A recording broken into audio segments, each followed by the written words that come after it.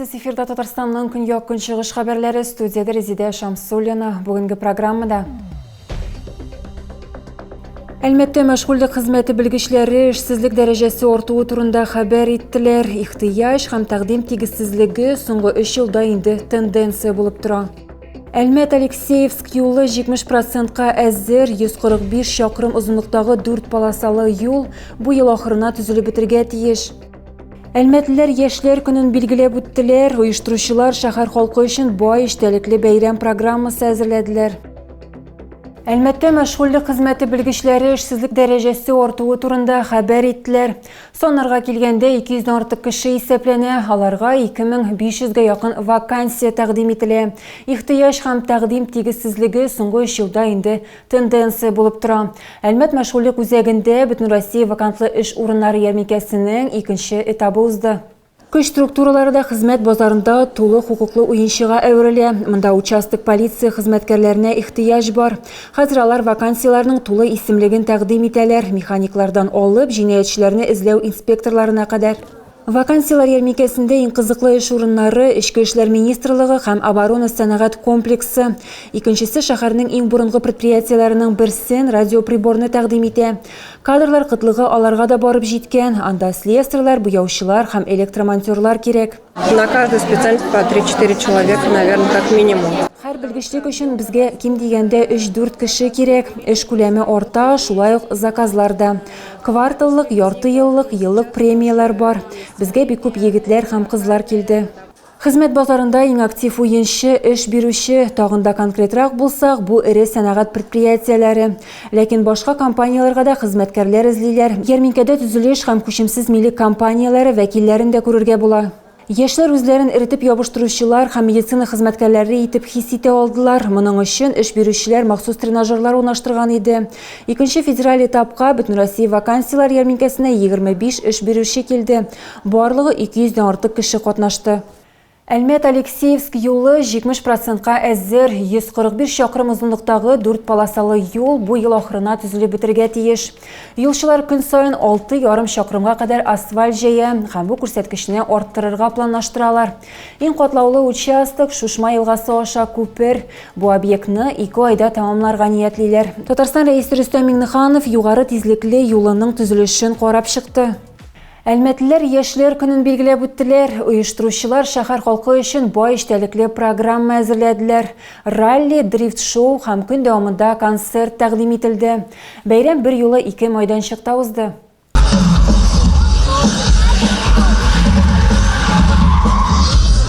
Нефтяник хоккей әзерлек үзәге каршындагы майданчык ярыш трассасына әверелде. Раллида катнашучылар Әлмәттән һәм Татарстанның һәм Россиянең башка шәһәрләреннән 30 экипаж. Ярышның төп кагыйдәсе юл хәрәкәте кагыйдәләрен үтәү. Күршедәге нуктада лазертаг буенча турнир узды. Шәһәр укучылары осталыкларын саф һавада күрсәттеләр. Моңа кадәр шәһәр һәм төбәк турнирлары күбесенчә бина эчендә узган. Яңа елда әлмәтлеләр яшьләр көнен яңа майданчыкта билгеләп үттеләр. Новая локация, мы совместились как раз таки. Бу яңа локация без монда ралли үткәрүче хезмәттәшләребез белән бергә кушылдык. Бу урын алар өчен уңайлырак, майданчыкта зуррак. Безнең өчен дә уңайлы, күбрәк кешене сыйдыра ала. Күңел ачу программасы кич белән дә дәвам итте. Концерттан тыш яңа өйләнешкән парларның парады үтте. Яшь гаиләләр өчен никах йолалары әзерләнгән иде. Ахырда кәләшләр тамаша залына чәчәк бәйләмнәрен ташладылар. Соңнан һәр гаилә үз номинациясендә бүләкләнде.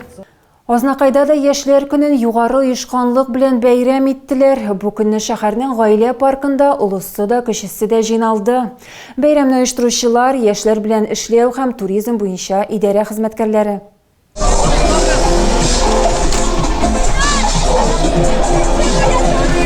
Быелгы бәйрәм фестиваль форматында узды. Бу кичтә шәһәрнең гаилә паркында чибен кунарлык буш урында калмаган иде. Төрле мәйданчыкларда әзерләнгән тамашаны карарга халык күпләп агылды. Район яшьләре төрле осталык дәресләрендә, фиджитал спорт уеннарында, квестларда катнашты, мото һәм автокүргәзмәләр белән танышты. Биредә катнашучылар үзләре ясаган әйберләрне сата яки башкаларныкы белән алыша да алды. Все с нетерпением ждали этого дня, так хорошо прошла реклама, и поэтому у нас сегодня большой аншлаг. не хватает некоторым даже мест. Мы танцуем, мы поем, мы красим, мы веселимся. День для молодежи действительно вообще очень классное событие. Бүгін Озанқайда зур бәйрәм, яшьләр көненә багышланган чара уза. Монда бүген бик күп яшьләр җыелган, яшьләр генә түгел инде, шул ук вакытта өлкәннәр дә бар. Bütün ülkeler indi bizning duşoy молоды дип әйтәбез. Бик зур рәхмәт әйтәсе килә район җитәкчелегенә, Марсель Зуфаровичка, Айдар Халифутдиновичка шушы бәйрәмне оештыруда ярдәм иткән өчен.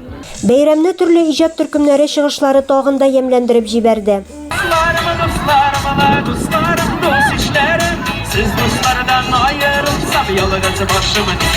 Азнакайлылар буяу фестивалендә кәефләрен күтәрделәр, дискотекада күңел ачтылар.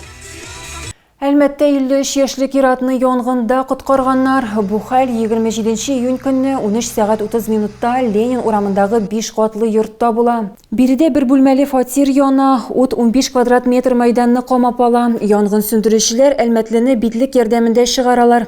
Янгынның беренче сәбәбе электр җиһазларын монтажлау кагыйдәләрен бозу. Татарстан халкы хәрбиләргә ярдәм итү өчен кулыннан килгәннең барысында эшли. Зәйлеләрдә мобилизацияләнүчеләргә ярдәм кулы суза. Тулырак алдагы сюжетта. Хәрбиләр өчен маскировкалау шелтәре үрүчеләр хәзер яңа һәм иркен урында эшләячәк. Моңа кадәр алар Зәйнең Казан урамында булды. Изге күңелле шәһәрдәшләребез ярдәме белән тиз арада яңа шәһәр микрорайонында бүлмә табыла.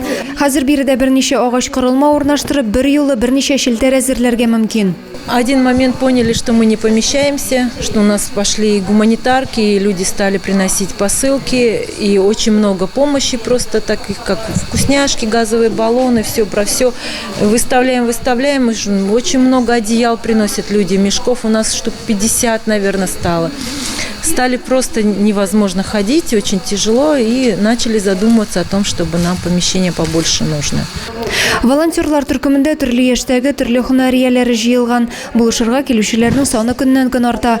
Һәрберсе мөмкин булганча ярдәм итәргә тырыша. Берәүләр тасма рәвешендә кисә, икенчеләре үреп бара. Иртәдән төнгә кадәр биредәге хатын-кызлар җиңү өчен тырыша.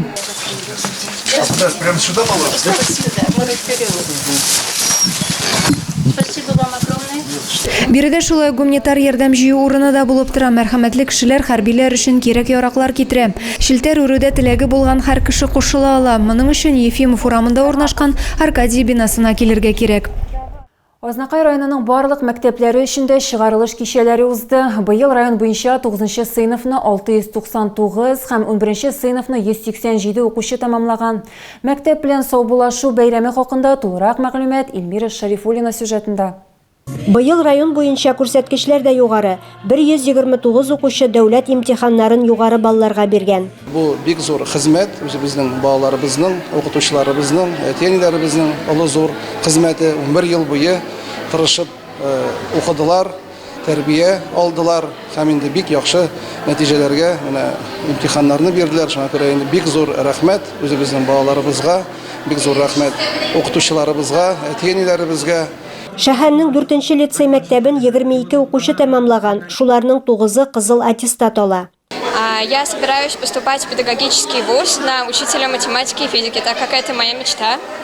И я сдала ЕГЭ, и я надеюсь, что моих баллов хватит, чтобы поступить. Я бы хотела поблагодарить мою семью, это моя бабушка, мои дяди с тетей, за то, что они поддерживали меня. Также спасибо учителям, которые меня поддерживали.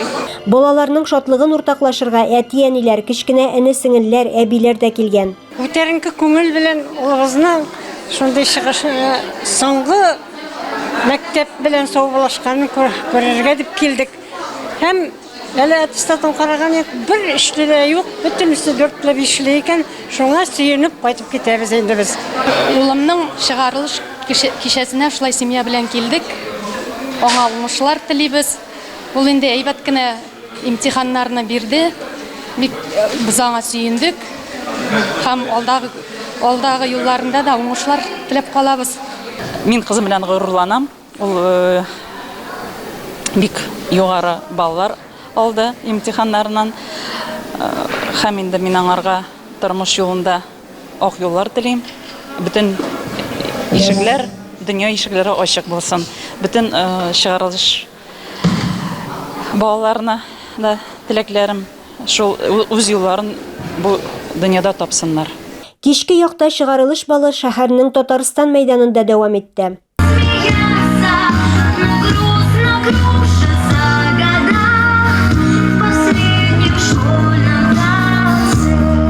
Төрле фәннәр буенча дәүләт имтиханнарын 100 балга тапшырган 5 укучы һәм 42 медалист кызыл келәмнән үтеп үз бүләкләрен алдылар. Чыгарылыш сыйныф укучыларына иң изге теләкләр яңгырады. Күңелле концерт программасы тәкъдим ителде. Бүген безнең Ознакай районында чыгарылыш кичәсе 187 бала безнең 23 мәктәптә мәктәп бетерделәр. Мин аларга чын күңелемнән сәламәтлек, уңышлар телим. Кайда гына булсалар да, алар чын кеше булып калсыннар. Һәм укып бетергәч, үзебезнең яраткан шәһәребезгә, яраткан районыбызга кайтсыннар. Быел безнең 187 бала арасында 42 медалистыбыз бар. Аның 27-се алтын медальгә, һәм инде 15-е аның көмеш медальдә. Мин аларга барысына да уңышлар телим. Барлык балаларга, ата-аналарга, һәм инде укытучыларга сәламәтлек, һәм инде гаилә бәхете. Алда җаваплы чор. Ак юллар сезгә, чыгарылыш сыйныф укучылары. Я буду петь голосами моих детей. Тағы да күбрәк яңалыклар һәм тапшырулар белән безнең сайтта таныша аласыз. Без социаль челтәрләрдә дә бар, хәбәрләр юллагыз. Бүгенгә менә шулар. Мин сезнең белән сау булашам. Исән-имин булыгыз.